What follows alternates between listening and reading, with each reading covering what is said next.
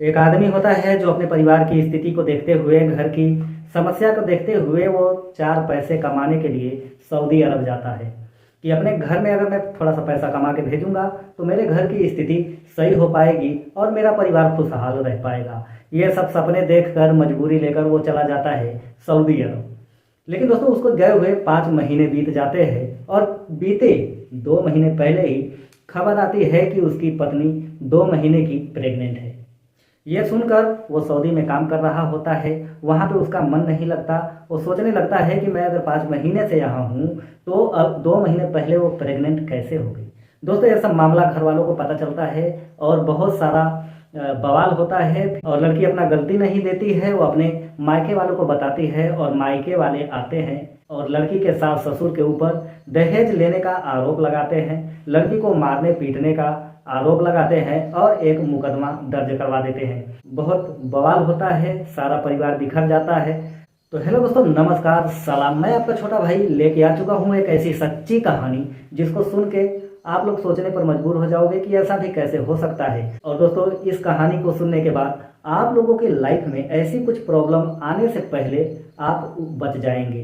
तो इस कहानी को पूरा देखिएगा और इसमें आपको जो सीख मिलेगी वो अपने जीवन में जरूर उतारिएगा। चलते हैं, जानने की कोशिश करते हैं आखिर इस घटना में क्या हुआ था, ये घटना कहाँ हुआ था। दोस्तों उत्तर प्रदेश का एक जिला लगता है, जिला आजमगढ़। उसी आजमगढ़ जिले का एक पवई थाना क्षेत्र लगता है। उसी थाना क्षेत्र के एक गांव की एक घटना है। दोस्तों इसमें लड़का लड़की जो है उसका मैं नाम नहीं लूँगा, सही नहीं है कानूनी तौर पे, इसके लिए मैं लड़के लड़की का नाम बदलूंगा। दोस्तों लड़के का नाम रखते हैं राहुल और लड़की का नाम रखते हैं रूपा। दोस्तों राहुल की शादी 2025 में हुई थी रूपा से। सब लोग खुश रहा करते थे, मतलब पूरा परिवार ही खुश था क्योंकि नया नया समय बीत रहा था, नई नई शादी हुई थी। दोस्तों शादी में राहुल के ऊपर बहुत सारा कर्जा आ गया था, बहुत मतलब पैसे चुकाने की बारी आ चुकी थी, कर्ज हो चुका था। तो उसके घर की स्थिति भी थोड़ी ठीक नहीं चल रही थी और परिवार को भी संभालने में उसको दिक्कत हो रही थी। तो इसके लिए उसने सोचा कि चलता हूँ मैं बाहर देश कमाने के लिए, वहाँ पे अगर मैं साल 2 साल कमा लूँगा, अपने घर पे पैसे भेजूंगा तो कर्ज भी चुका लूँगा, थोड़ा बहुत घर भी अपना ठीक करा लूँगा और मेरा परिवार बहुत अच्छे से रहने लगेगा। ये सब सोच के उसका वीज़ा बनता है और दोस्तों वो आज से 5 महीने पहले ही वो सऊदी अरब चला जाता है। दोस्तों सऊदी अरब गए हुए आज उसको 5 महीने हो गए हैं, घर में सब कुछ ठीक चल रहा था। तो अचानक रात को उसकी बीवी जो रूपा थी वो रात को उल्टियाँ करने लगती है और उसके पेट में दर्द भी होने लगता है। तो राहुल की जो मम्मी थी, रूपा की जो सास थी, वो जाकर उनसे बोलती है अपनी बहू से कि अरे तुमको क्या हुआ, ऐसा उल्टी कर रही हो, क्या दिक्कत है, चलो तुमको डॉक्टर के पास लेके चलते हैं। तो उसने कहा कि नहीं, ये थोड़ा गर्मी की वजह से ये सब हो रहा है, थोड़ा चाहे जैसे भी लगता है कुछ उल्टा सीधा मैंने खा लिया था, इसके लिए उल्टी वगैरह हो रही है, घबराने की कोई बात नहीं है। तो 2 दिन बाद फिर उसके साथ ऐसा ही होता है। तो उसकी राहुल की माँ कहती है रूपा को कि चलो अब मैं तुमको दिखाऊंगा डॉक्टर को। तो रूपा बोलती है कि नहीं, कुछ थोड़ा मेरा पीरियड उरियड का सिस्टम खराब हो गया है, मतलब ऊपर नीचे मेरा पीरियड हो गया है, आगे पीछे आ जा रहा है, इसके लिए शायद दिक्कत हो रही है। राहुल की माँ बोलती है कि अरे बहू चलो मैं तुमको दिखा देती हूँ डॉक्टर को, आखिर बाद में कोई दिक्कत होगी तो भाई हमारे ऊपर ही आएगी, ज़्यादा पैसा लगेगा, ज़्यादा तुमको तकलीफ होगी, परेशानी होगी। तो इस तरह से डॉक्टर के पास लेके जाती है राहुल की माँ रूपा को। तो डॉक्टर चेक करता है, रिपोर्ट आती है तो उसमें वो 1.5 से 2 महीने की प्रेग्नेंट पाई जाती है। तो डॉक्टर ने कहा बड़े खुशी से कि अरे आपकी बहू तो माँ बनने वाली है, चलो मिठाई वगैरह खिलाओ। तो इसकी माँ जो राहुल की थी ये तो एकदम आश्चर्यचकित हो गई कि मेरा बेटा अगर 5 महीने से सऊदी अरब में है तो 2 महीने की ये प्रेग्नेंट कैसे हो गई। तो सवाल खड़ा होता है यहाँ। फिर उसके बाद घर पे जाती है लेके रूपा को।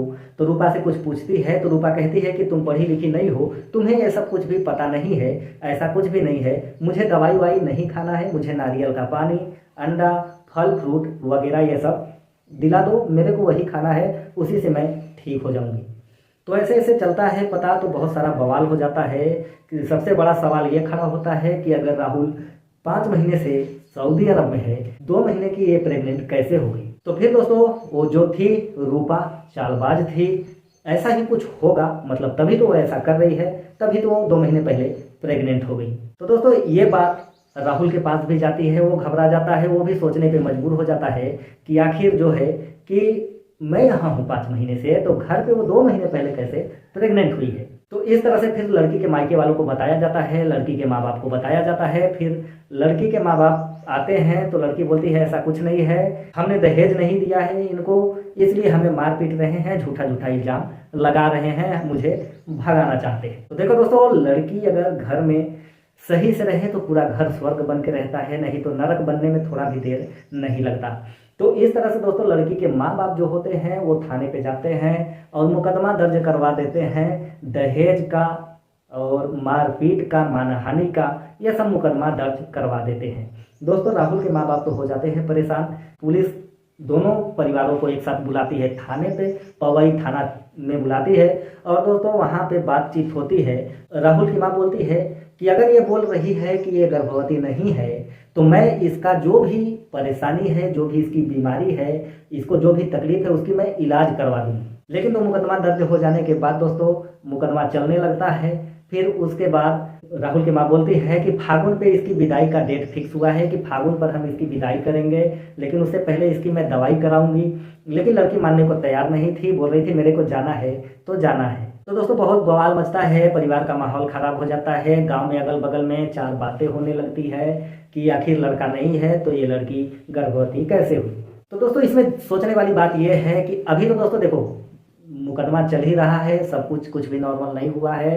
अभी राहुल भी विदेश से घर पे नहीं आ पाया है, तो ये तो अब कितने दिन चलेगा मालूम नहीं, लेकिन इसे सीख क्या मिलती है आपको, मैं देखो अपने तरफ से बोलता हूँ। आज की दुनिया में, इस मोबाइल फ़ोन के ज़माने में भैया बता रहा हूँ कि लव मैरिज सबसे अच्छा ऑप्शन है आपके पास। देखो आज के दुनिया में जिस लड़की को आप जानते तक नहीं, उससे तुम एक बार घर वाले जाके देखते हैं, एक बार तुमसे मिलवा देते हैं, उसमें उसका चेहरा आपको पसंद आ जाता है, रंग गोरा पसंद आ जाता है, लेकिन क्या आप उसकी बुद्धि, उसका दिमाग, उसके मन में क्या चल रहा है, क्या वो आप समझ पाते हो? नहीं। क्या उसके मन में कोई और नहीं है? क्या उसको कोई और पसंद नहीं है? इसकी गारंटी आप नहीं ले सकते। इसके लिए मैं बोल रहा हूँ कि लव मैरिज सबसे अच्छा ऑप्शन है आज के दुनिया में। देखो लव मैरिज में भी धोखा होता है, बहुत सारी कहानियाँ आप लोगों ने सुना होगा, बहुत सारा जो है कि सीरियल आप लोगों ने देखा होगा कि एक लड़की आपसे तो प्यार करती है लेकिन फिर भी दूसरे से प्यार करती है, और अगर आप शादी कर लेते हो तो आपके साथ बुरा करती है। आप नीले ड्रम में जा सकते हो या तो कहीं और जा सकते हो। देखो मैं क्यों कह रहा हूँ कि लव मैरिज बेस्ट ऑप्शन है, तो मैं इसलिए कह रहा हूँ कि आप उस लड़की से शादी करो जिसको आप 4-5 सालों से जान रहे हो। अगर 5-6 सालों से उस लड़की को जान रहे हो तो उसके बारे में आपको सब कुछ पता है, क्योंकि अगर वो किसी से बात करती रहेगी तो आपको उसकी कोई गलती ऐसी करेगी कि आपको पता चल जाएगा कि हाँ ये किसी और से भी बात करती है। अगर आप उसे बहुत अच्छे से जानते हो तो उसको अगर आप शादी करके घर में लाओगे तो आपके घर का ख्याल रखेगी और आपका भी ख्याल रखेगी। लेकिन शादी से पहले जैसे आप उसे प्यार करते थे वैसे ही उसको शादी के बाद भी प्यार करना है। लव मैरिज करने के बाद भी धोखा क्यों मिलता है? जिसे आप 6 महीने से जान रहे हो, साल भर से जान रहे हो, 2 साल से भी जान रहे हो, तब आपने जल्दबाजी में लव मैरिज कर लिया, तो उस लड़की के बारे में आप समझ लो कि आधा भी नहीं जानते हो। साल भर में क्या जान जाओगे? कुछ नहीं। 6 महीने में क्या जान जाओगे? कुछ नहीं। तो अगर 6 महीने साल भर वाली आप लव मैरिज करते हो, 6 महीने पहले लड़की से मुलाकात हुई है, उससे आपने 6 महीने बाद शादी कर लिया, तो उसमें आप फंस जाओगे। लव मैरिज करो तो आपका 5-6 साल पुराना प्यार होना चाहिए, एक दूसरे में अंडरस्टैंडिंग होनी चाहिए, तब जाके लव मैरिज चलता है। तो आशा करता हूँ दोस्तों ये कहानी आप लोगों को थोड़ी सी पसंद आई होगी, थोड़ी सी समझ भी आई होगी कि आज की दुनिया में कैसे रहना है, कैसे नहीं रहना है, क्या करना है, क्या नहीं करना है। तो दोस्तों परिवार एक बहुत ही प्यारा सा दुनिया है जिसमें एक भी अगर गलत निकल गया तो पूरा परिवार परेशान हो जाता है। अगर सब लोग अच्छे से रह रहे हैं तो दुनिया ही स्वर्ग लगती है, नहीं तो दुनिया नरक लगती है। तो दोस्तों चलो मिलता हूँ किसी अगले वीडियो में, तब तक आप चैनल को सब्सक्राइब कर लो, वीडियो को लाइक कर लो। अगर आप चाहते हो कि मैं आपका नाम लूँ, आप कहाँ से देख रहे हो वीडियो को, आपका नाम, अपने जगह का नाम अगर आप बता देते हो तो मैं अगली वीडियो में आपका नाम जरूर लूँगा। चलो दोस्तों मिलता हूँ, आप अपना और अपने परिवार का ख्याल रखना।